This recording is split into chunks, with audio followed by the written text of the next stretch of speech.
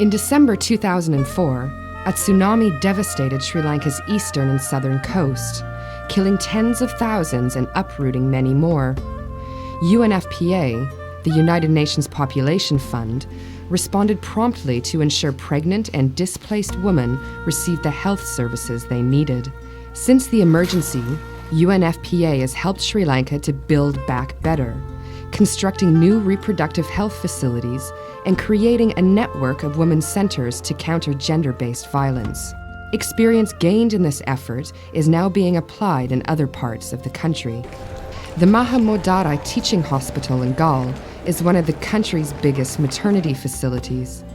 Nearly 30,000 babies are born here every year. When the tsunami struck, 2 waves breached its outer walls and flooded the ground floor. Dr. Pirayani Sanidira is the hospital director. Yes, this was underwater, maybe for about 5-6 feet.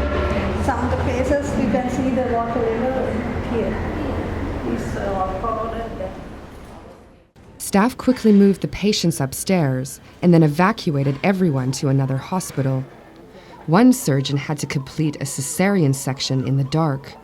But within days, the hospital was handling deliveries normally with equipment and supplies provided by UNFPA. This hospital restarted for inpatient services only on 11th of February 2005.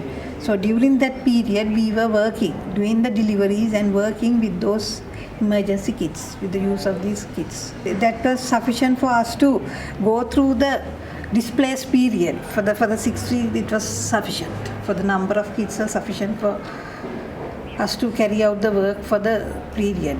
UNFPA also distributed tens of thousands of dignity kits, including soap, sanitary towels, and washing powder, to women and girls living in camps for the displaced. We were very glad to receive these useful supplies. After the initial crisis, UNFPA was part of the effort to restore the country's damaged health infrastructure. 16 facilities were repaired or built from scratch, including several community centers for maternal and child health. At the main hospital in Kalmunai, UNFPA constructed an 80-bed maternity ward, providing better services than existed before the tsunami. The new unit opened in mid-2008. Dr. Munhuntan is the chief obstetrician. This hospital was built by the UNFPA, as you all know, and also it was furnished by the UNFPA as well. We are happy to work here. We are in a better position to provide the services to the patient. The new facility enables staff to maintain the high standards of maternal health care that Sri Lanka is noted for. 18-year-old Ifana came by ambulance after she went into labor prematurely. I was glad to get a bed so I didn't have to sleep on the floor. Another patient, Kumari, almost drowned in the tsunami. 3.5 years later, her pregnancy was diagnosed as high risk. She was admitted to the new maternity wing where her twins were delivered by cesarean section. I'm happy that I was able to deliver my babies at this new ward. I have received very good care. A number of international donors have supported UNFPA's post-tsunami assistance in Sri Lanka. Germany provided the funds for the maternity facility in Kalmunai. Andreas Hartmann is Germany's Counselor for Economic Development in Sri Lanka. For the response to the tsunami regionally, we made available 2 million euros for UNFPA. And I'm very glad that now from hindsight, over the years after the tsunami, we have reached a point in which we can really look at the results. In Mitavur, UNFPA built a new medical office to replace one destroyed by the tsunami. The building hosts maternal and child health services and is the home base for 9 community midwives who travel to clients' homes to provide health education, prenatal exams, well baby care, and family planning. I am caring for 29 pregnant women at the moment. I visit each one once per month until the 28th week, and then twice a month. Fasila, A school teacher married to an engineer is 8 months pregnant. Juaria examines her at home. Right after the tsunami, UNFPA helped Sri Lanka to maintain essential health services.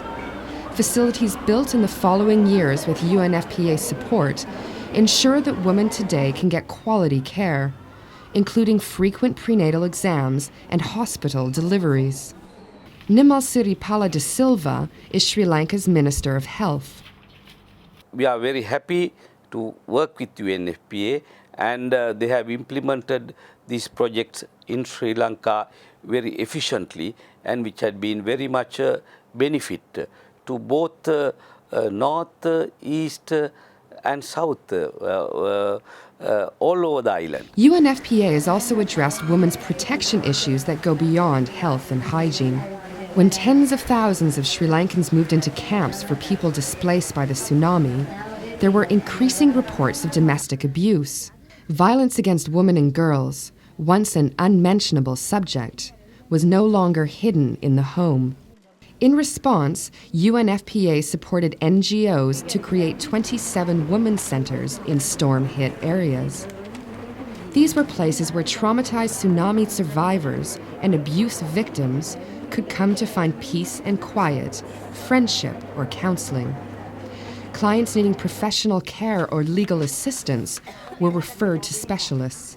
In Matara, a lot of women spend a lot of time in those centers because it's one thing is it's away from violence, other thing is it's their time, it's their space, and it's their life. Whether they are listening to a song or whether they are sewing a baby shirt, they're doing it in peace, without disturbance. Today, the women's centers are well regarded in their communities, and there is increased awareness of the need to counter violence against women. The centers offer counseling, community education, cultural shows, and money-making activities for women who have endured violence. A related hospital program identifies and assists abuse victims. UNFPA now plans to work with NGOs to establish 5 more women's centers based on the same model in other parts of Sri Lanka, including areas affected by the country's ongoing civil conflict. We're now in the middle of 2008, and the tsunami, of course, hit in December 2004. These things take time, and like everyone else, UNFPA took a little bit of time before we were very organized in what we did, but we got organized and we put a good program in place within UNFPA's mandate and within the resources we had, which, thanks to many very generous donors, actually were significant, including for Sri Lanka. And I think, looking back today, I think we have good reason to be proud of what we did in many respects, including the Kamune Hospital. Maintaining reproductive health services after the tsunami and countering gender-based violence have been priorities for UNFPA over the past 4 years. In the years ahead, UNFPA intends to take similar approaches in helping Sri Lanka's neediest women, including those affected by conflict.